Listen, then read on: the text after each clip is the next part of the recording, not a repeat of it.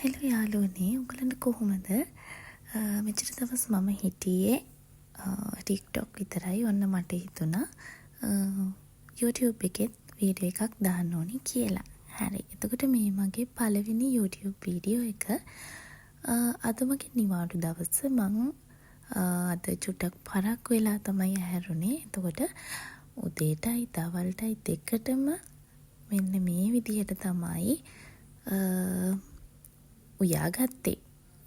Chicken තියෙනවා, අල, ඒත් එක්කම ගොටුකොළ සම්බෝල, මේ ටික තමයි මම මගේ උදේ දවල් දෙකම අතර මැද ආහාර වේලට එකතු කරගත්තේ. හරි. ඊට පස්සේ මම පොතක් කියවන්න පටන් ගත්තා. මේ පාර BMI CH එකෙන් ගත්ත අබාසති තමයි කියවන්න ගත්තේ. ඔය විදිහට ටිකක් මම පොතත් කියවලා ඊට පස්සේ මගේ අනිත් වැඩ ටික කරන්න පටන් ගත්තා. මගේ රූම් එක අස් කරන්න තිබුණා මට.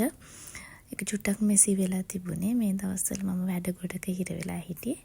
ඉන්න මම ඔන්න මගේ රූම් එකත් අස් කරගත්තා මෙන්න මේ විදිහට. හරි.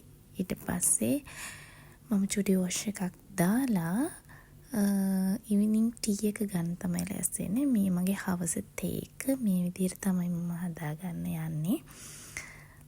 ඔගොල්ලෝ කවුරු හරි ඉන්නවද කිරි එකට ඉඟුරු දාලා බොන? මම නම් හරිම කැමතියි ඉඟුරු එකතු කරගන්න කිරි එකට. එතකොට හරිම අමුතු රසක් තමයි තියෙන්නේ. මම එන පොඩක් සැර රසට හරිම ආසයි. හරි. ඊට පස්සේ මම මේ විදිහට මගෙත් ඒකත් හදාගෙන බල්කනි එකට වෙලත් ඒක බොන ගමන් බිස්කෝතුත් තිබුණා මට, බිස්කට් කකා. මම මේ විදිහට මම තේක බීබී හිටියා. ඊට පස්සේ මෙන්න මේ වෙලාව වෙනකොට මට ඇහෙනවා ගීතිකා සද්දයක් මම ඉන්න තැනට. ඇත්තටම මම බෞද්ධ පරිසරයක හැදුණු වැඩුණු කෙනෙක්. දැන් මම ඉන්නේ කිතුණු පරිසරයක. හරි. එතකොට මම හවස ඒ පැත්තට පොඩ්ඩක් ගියා. හරි අමුතුම සංස්කෘතියක් තමයි මේ පැත්තේ තියෙන්නේ. අද කිතුණුවන්ගේ මලවුන්ගේ මංගල්‍ය. මං ඉතින් ඒ වැඩසටහනටත් චුට්ටක් ඔළුව දාලා බැලුවා. මොකද මේ සේරම මට හරිම අලුත් අත්දැකීම්. ඒ දේශනාවේ පූජකතුමාගේ දේශනාවෙනුත් මං චුට්ටක් ඇහුවා. එතකොට ඒ කිව්වෙත් අපේ බෞද්ධ ආගමේ කියන දේවල්ම තමයි සාමයෙන් සතුටින් ජීවත් වෙන හැටි, අනුන්ට වෛර නොකර, අනුන්ට කරදරයක් නොකර ජීවත් වෙන හැටි තමයි ඒ ෆාදර්ගේ දේශනාවෙන් මට ඇහුනේ. මම සහභාගී වුණේ මම බලන්න ගියේ හවස පූජාව. ඒ වෙනකොට චුට්ට අඳුර වැටීගෙන එන ගමන් තමයි තිබුණේ. හැමදෙනාම ඇවිල්ලා තිබුණා තමන්ගේ මියගිය ඥාතීන්ව බලන්න. ඒගොල්ලෝ වෙනුවෙන් මල් තියලා මේ විදියට ඉටිපන්දම් පත්තු කරලා ඒගොල්ලන්ගේ ආගමේ විදියට යලව සිහි කරන අවස්ථාවක් තමයි. සිහි කරන දවසක් තමයි අද ඇත්තටම. මේ විදියට හරීම ලස්සනයි, හරි අමුතුයි ඒ කල්චර් එක.